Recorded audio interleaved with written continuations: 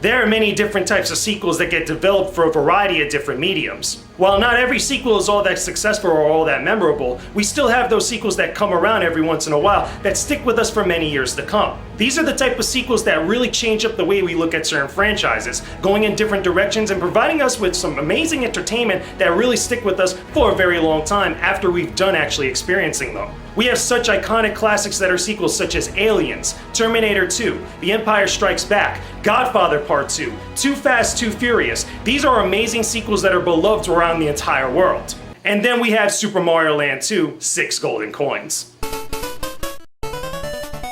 Super Mario Land 2 is the sequel to one of the launch titles for the Game Boy. Once again, Mario is on a portable adventure, and luckily Nintendo opened up a bit more for it this time.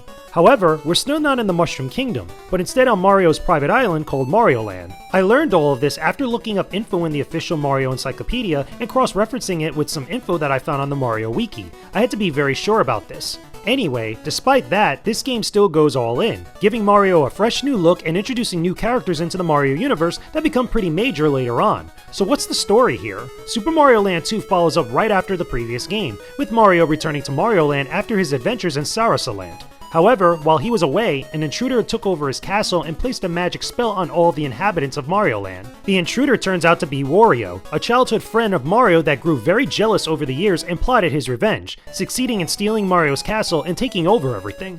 But Mario still has a chance to stop Wario by collecting the 6 golden coins scattered around the area and putting an end to Wario's devious plans. If you loved the first game, then trust me when I say that the sequel really ups the ante in every single way. New characters, new powers, and a new adventure with everyone's favorite plumber. But does that make Super Mario Land 2 one of the best Game Boy games around? Let's be real for a second, there's a strong case here that could be made for that. With all that being said, there is a lot of different and interesting stuff that's going on with Super Mario Land 2 over its predecessor on the Game Boy. Despite the success of Super Mario Land on the original Game Boy, Nintendo still took that very different type of approach with this Mario game compared to other games that are part of the franchise. Once again, this game does not take place in the Mushroom Kingdom. It takes place in an entirely new area that's established as Mario Land. It's kind of like an island that Mario owns away from the Mushroom Kingdom. In addition to that, we get the introduction of Wario. Even though Wario was part of other games in the Mario franchise, such as Wario's Woods, as well as also Mario Kart, this was the very first game that we actually got a glimpse of him, or at least as far as like a complete counterpart to what Mario essentially is. One of the things that I found very interesting as I was reading about Super Mario Land 2 was that the development of this game, and really the development of Wario, was to try to be the complete antithesis of what Mario actually is. Everything that's good and essentially selfless, and all the defining traits about Mario that we've come to know and love, all of that is completely flipped on its head 180 degrees, and that essentially is what makes up Wario. There's a lot of really cool comments that are made about this development process from some of the different people that were involved at the team at Nintendo at the time.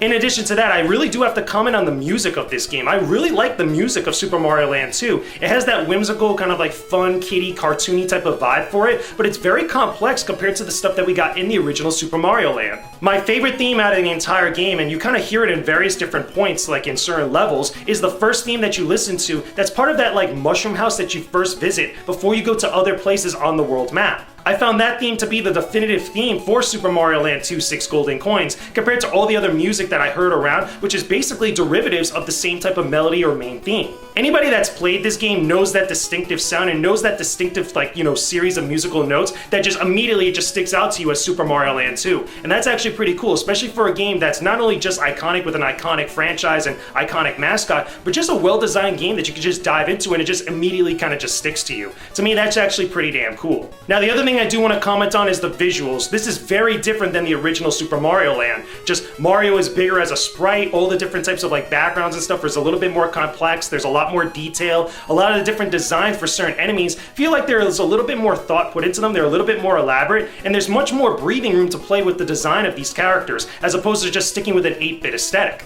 This game didn't necessarily have to look like the previous Mario games on the NES, and that's a great thing. You could really see like a lot of the work and a lot of the creativity that went into a lot of these designs. Not just for the characters, but for the backgrounds and a lot of other little neat details here and there. So outside of the looks and the presentation of Super Mario Land 2, which again is really cool and a lot of people like myself really love this stuff, let's talk about the gameplay because again, this really ups the ante from the previous game and that's a fantastic thing.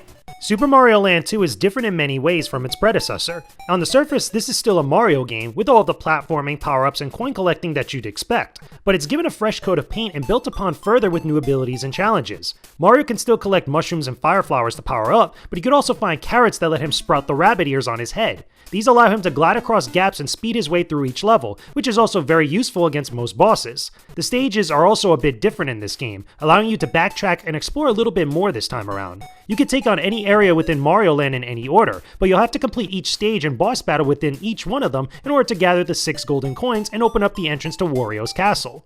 Going through every single stage isn't all that difficult. As a matter of fact, everything here is pretty easy, but if you've never played a Mario game before, then you'll be happy to know that the game eases your way into more of the tougher challenges, despite this game being very easy overall. There's even a few bonus mini-games that allow you to gain more power-ups and extra lives, and luckily, they're fairly easy to utilize to your advantage. Overall, Super Mario Land 2 is a slower paced game than its predecessor, but it's also a much more meaty and complete game that you'll appreciate everything about it a whole lot more. The same type of Mario formula that we've known for many years is presented to us once again in a different type of fashion, however, and it's something that's so simple that we could just gravitate and latch onto it. As many times as I played this game throughout the years, I really enjoyed every single time I played through it, even though, again, the Mario formula that's just like pretty straightforward gets very repetitive. And really it comes down to a few different things, not just the aesthetic and the way the game looks and its presentation, but also some of the new powers and some of the new little things that you get in here that are also kind of introduced in other Mario games throughout the entire history of the franchise. You do obviously have those powers like the power-up mushroom, you also have the fire flower, and also the power star, which are from other Mario games that do make an appearance here and they're very useful, but we also get the introduction of the rabbit ears, which is done via picking up that carrot that gives Wario these like little rabbit ears that could sprout from his head. Having the ability to glide through like certain portions of a level is actually pretty cool. However, it does also make certain sections of the game completely broken with the rabbit ears. You could just completely fly over like in the entirety of a certain level, which, in hindsight, you could kind of like, have a little bit of, some balance changes here and there, but still, that doesn't make it any less fun to kind of glide through certain sections of the level and get around certain obstacles that may have given you a little bit of trouble. The other thing about the rabbit ears is that they do make certain boss fights that you run into ridiculously easy. You could just glide in one certain section of the actual screen, and then the boss will come right underneath you and give you a free hit. You could also say the same thing about the fire flower, but I don't find that to be as broken as the rabbit ears, especially in some of the earlier boss fights where the boss will just go right underneath you and you could just get a free hit and completely just decimate it. You could actually hit it multiple times if you actually time things right.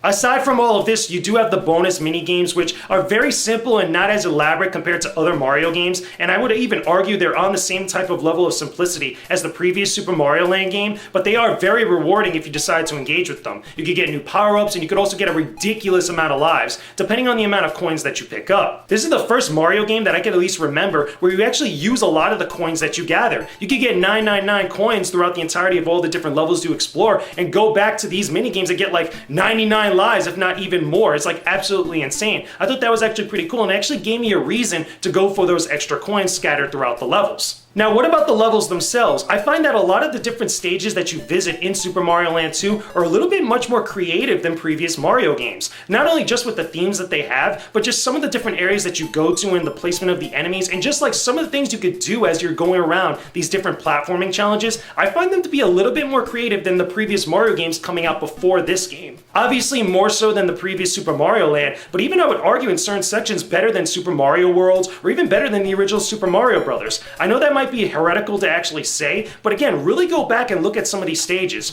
For a Game Boy game released back in the day that was like the early to mid 90s, this was actually really damn cool, and definitely could stand on its own compared to some of the games on the Super Nintendo. Again, that's just my personal opinion, and this is coming from someone that's played so many freaking Mario games and has a little bit of a comparison chart, from here and there from different games. But again, I really appreciate some of the level design in this game, even though it is still very simplistic. I do have to acknowledge that that's been a criticism of this game from throughout the years. But now let's talk about a few other little things about Super Mario Land 2 6 Golden Coins, which don't really get talked about too much, here and there, but it is something I do appreciate. Like in most other Mario games, you can discover hidden levels in some spots, which allows you to collect more coins and fully complete every stage within Mario Land. You don't get any big bonuses for discovering them all, other than some visual changes on the world map, but it is satisfying to know you completed all of them. There's also the fact that you can save your game here, kind of like in Super Mario World. This was something different for the Game Boy games at the time, with some of the bigger standouts being Pokemon that did something like this. And while Super Mario World did this on the SNES, this was the first Mario game to have this feature on the Game Boy, which myself and everyone else really appreciated. On another note, I want to touch back on the bosses again once more. Every single area of Mario Land has a boss fight at the end, which yields one of the 6 golden coins. Most of the fights are very easy, requiring you to hit each boss a total about 3 times to defeat them. Some could go down very quickly if you time your jumps just right, while others take a little bit more finesse to defeat them. But for the majority of the game, you won't have any ridiculous tough battles ahead of you. That is until you reach the end after defeating every other area and open up the door to Wario's castle. This is the first game that Wario appears in within the Mario franchise, and his debut is definitely impactful.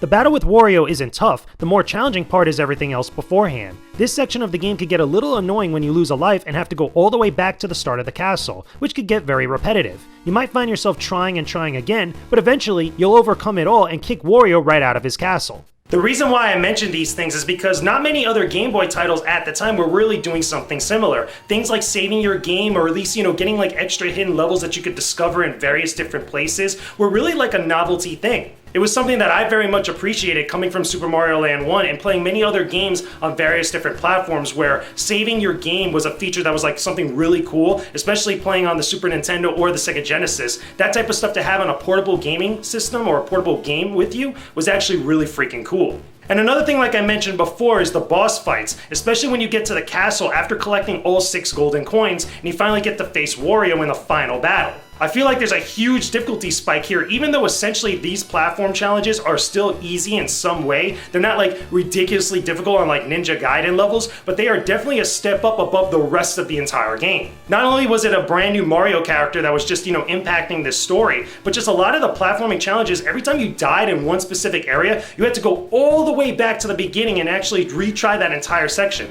There was no checkpoint, there was no like continue from like one of those specific areas, and you had to go through all that again just to get to Wario. And for many people, including myself, that was a little bit of a pain in the ass, to be honest with you. But once again, once you figure out the timing of certain jumps and get around certain obstacles here and there, it's pretty much a walk in the park. It's still a little bit more difficult than the rest of the game and all the other stages, but still, it's not too difficult. This is still fairly an easy game. So what do I think about Super Mario Land 2, 6 golden coins? Is it a game that everybody should play today? I think it's classic. I think it's great. It's a must play on the Game Boy. I feel like it's just such a huge step up over the previous Super Mario Land game. There's a lot of stuff that was going on with this game that the original didn't really have, and a lot of people, myself included, really appreciated a lot of the good stuff that they were implementing into this series. Now, as a little bonus tidbit here, I do want to mention that there is a ROM hack of this game called Super Mario Land 2 6 Golden Coins DX, or pretty much Deluxe, if you will. This pretty much not only adds in color into the game, but also gives you the ability to play as Luigi. It's actually really cool as far as being a mod of a classic Nintendo game. Now, I know like getting into the whole ROM discussion is really like a whole nother crazy thing that we'll get into another time, but really it's awesome seeing the Nintendo community and fans of the Super Mario franchise do something very interesting and very cool that I would love to see Nintendo do someday. Like being able to see this game in an entirely different light or just add more stuff to it and really kind of celebrate the legacy of this classic Game Boy game.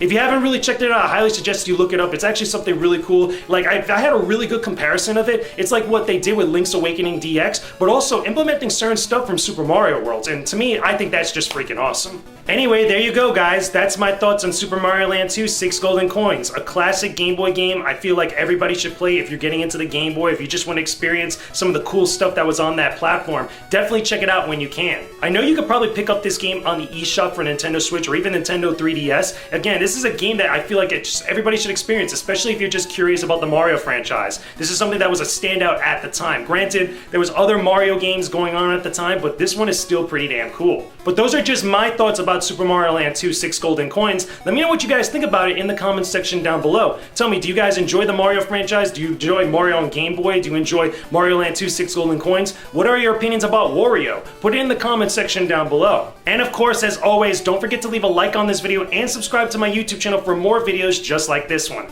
I have a ton of reviews, I have a ton of great content. I have my E3 2019 vlog that's up right now. You guys definitely need to check that out. And by the way, don't forget, I am on Patreon. For the $1 level or higher, you guys are gonna get a ton of exclusive content on my Patreon page. Consider supporting and pledging on my Patreon because I got a ton of great exclusive content I know you guys are gonna love, including a bonus vlog that I did from E3 2019. A whole bunch of great stuff that I know you guys definitely wanna know about and definitely wanna check out. It's a lot of cool stuff on there. Also, I do want to mention I have a public Discord that you guys could join right now. It's a great Discord channel. There's a lot of great people on there, an awesome community of gamers, anime fans, artists, and a whole bunch of other stuff. You guys want to check that out? Definitely check out the links down below and actually join up with our community. It's growing, it's being something awesome, and it's a great place just to meet other people that are passionate about games and all this other stuff. Anyway, that's all I got for you guys. I will talk to all of you again very soon. Peace out, and stay epic, everybody. Thanks for watching this video, everyone. Make sure you guys check out some of these other videos in the boxes after the credits, and don't forget to visit my Patreon page via the annotations for more exclusive content. And don't forget to subscribe to the channel as well. Peace out, and stay epic, everybody.